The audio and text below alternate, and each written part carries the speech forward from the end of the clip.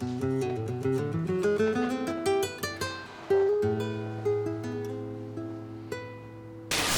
name is Antonio Vargas. I am a dancer, choreographer, artistic director of Flamenco Dance Theatre Company, and this is 5 questions. I hope you enjoy. Thank you.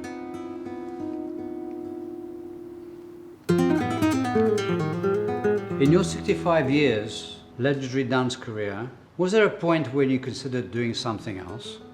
The moment I saw a flamenco performance, I was hooked. I was overwhelmed by the power, the intensity, the synchronization of flamenco footwork, the passion, the fire. At first, my father wanted me to be a concert pianist. But by the time I was 8, once I saw this flamenco art form, I knew what I wanted to do for the rest of my life. So much so I dreamt about it. I started learning with masters in Spain until the moment I became good enough to join companies and then later on form my own company and toured the whole world and gave workshops and taught many artists that became today's stars. And the career has been full of excitement, sometimes disappointment, but in general, a lifestyle. How would you describe flamenco to someone who's never heard of it? To me, flamenco is a mystical art form.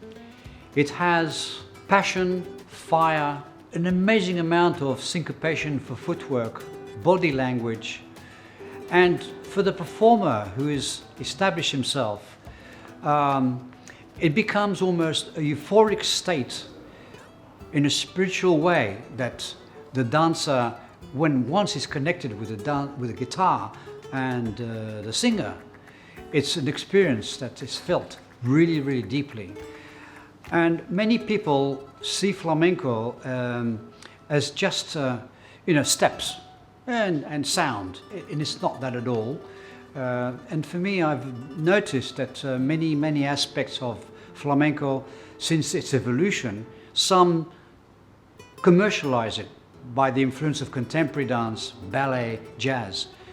But for me, what's important is if we don't keep the authenticity of its original format, it's going to die. It's going to go and disappear. And that's what we want to try and avoid. That's why my teaching, for me, is an important step to try and preserve this situation. What was it like playing a role in Mission Impossible #2? Well, that was a very strange, I think I called it maybe destiny. I was in Munich doing performances and I get a call from Paula Wagner, who is Tom Cruise's partner in the producing of the films. My first impression when I eventually came to the studio in Sydney where they were filming the set there, I met up with John Woo, who was the director, a visionary, fantastic director, and also met with Hans Zimmer, the musical director, who I worked with in a recording studio, recording my feet, and he actually applauded me for saying, the most incredible footwork I've ever heard, such musicality, which I was really so proud of. But then came the time when I had to meet Tom Cruise, and I felt a little bit unsure of myself because of his status as a film director, film actor, producer, and of course his status is so well known all over the world. And what made me afraid of that situation was when I agreed to do the film and the choreography, what I was worried about was whether he was going to ask me to produce something kitschy, commercial, really something that my peers I would feel embarrassed to be, judged by, So then I gave him an example of the gathering of dancers I auditioned in Sydney and produced a piece for him to look at. And I saw his reaction. He says, "That's it. That's perfect for me. That's what I need." then I was very relieved. No later he asked me if I was available to do the a cameo role of the tycoon millionaire in the film Impossible #2, and I thought myself, acting, but you know, it was a little bit scary for me, because, you know, being in the front of Tom Cruise on the set, having all that experience as an actor made me feel a bit intimidated.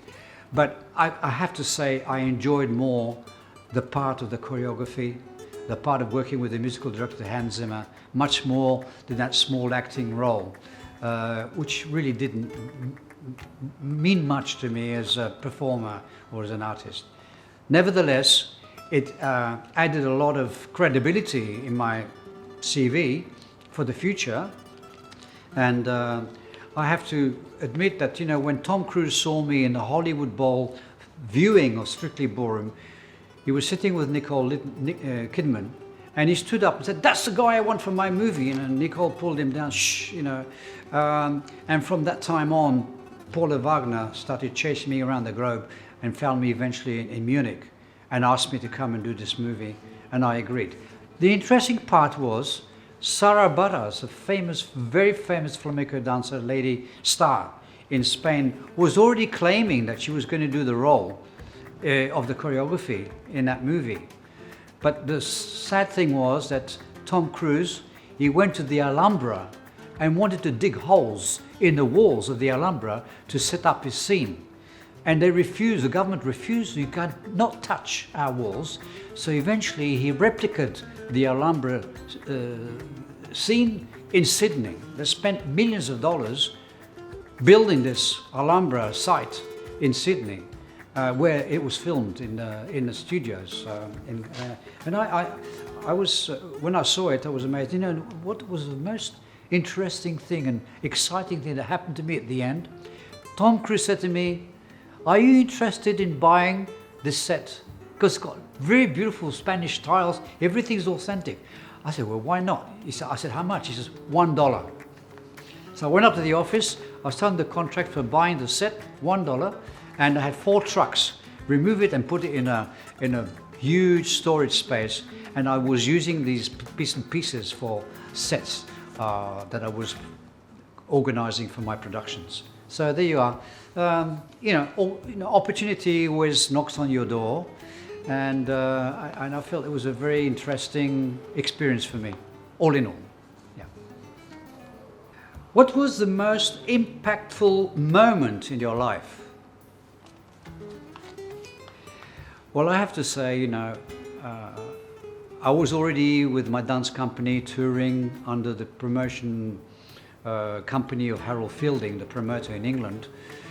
And in 1965, I was performing in a theatre, and this lady, Vivian Monahan, who was the CEO of the Apple company, the Beatles Apple company, saw the show, and she called me and asked me to come to her office. And then she asked me, "Antonio, would you be interested in doing a guest performance with a Lennon-McCartney TV special?" I said, "Whoa." I was shocked, you know, the Beatles. I said, whoa. But why Spanish? Oh, because they're doing their songs, some songs in different languages. Also, they are doing interpretation with I Am Marianne Faithfull, Lulu, but also Peter Sellers doing It Was a Hard Day's Night as Richard III. And but my version was She Loves You, Yeah, Yeah, Yeah in Spanish. And I had to dance this piece. And so yeah, I got to the studio and I was so excited because I'd never believed in my life that as a Spanish dancer, I'd be meeting the Beatles, you know, the phenomenon of rock music in England at the time, and became a worldwide success. So I performed my piece, you know, and then we went to the green room and I met everybody in the show, all the stars, all the rock stars and all that. It was such an experience I'll never forget. And you know, what came out of it was a lot of promoters were starting to call me and make me offers to go around all over the world because of that reason that I did that program, and it was so popular, it had so many viewing, but all over the world it was viewed. And so people knew my name, so it gave me opportunity to go forward and with my dance company and have the experience of it, doing world tours all over the place for many, many years to come. And that program really, I thought, was one of the key points that helped me to become famous. Tell me your up-and-coming production Amorati at the Esplanade. This is an experiment we've been doing now for a few years, fusing the Kathak Indian dance, Rajasthan, and flamenco. We've made a few productions that were quite successful. I've done the same also with Chinese, with the elements, Chinese elements. This one is a production where it's a love story in a way, kind of a love story, where this couple have a relationship and the male of that couple has to suddenly go on a secret mission and he goes away for a long time. Later on he comes back, but in the meantime you see the dancer Sonia, Panoma, fretting, missing the man, all this in choreography. And then he eventually comes back. But in his mind he's wondering whether she's been loyal, she's been faithful and all that stuff. And it takes him a while to get the trust. And so you see all this in dance choreography, the doubts and the arguments and confrontations. And then eventually there is the attempt that he will resolve this relationship by eventually believing in her and reuniting with her, so that it ends up in a very nice romantic way, that they become once more the couple they used to be. In that production we have an actual Indian band, live Indian band, with Indian musicians to back the piece. And I think it's about a 20-minute long production. And with Sonia and Toshi, who's one of my main dancers, I've done a really very nice interpretation. And we are thinking about putting this as an hour, 20-minute production full on with more artists, more people, and then taking it to India, where flamenco also has become a very, very big platform in their culture there, and maybe also international festivals. So this is 5 questions, and if you like what you've seen and heard, please subscribe and share. And I hope you've enjoyed this session, and let us see you once more again. Mr. Keith, it is you. It is Mr. Keith, our security engineer. Apologize. What are you trying to do, senorita? Rob me? The thought had crossed my mind.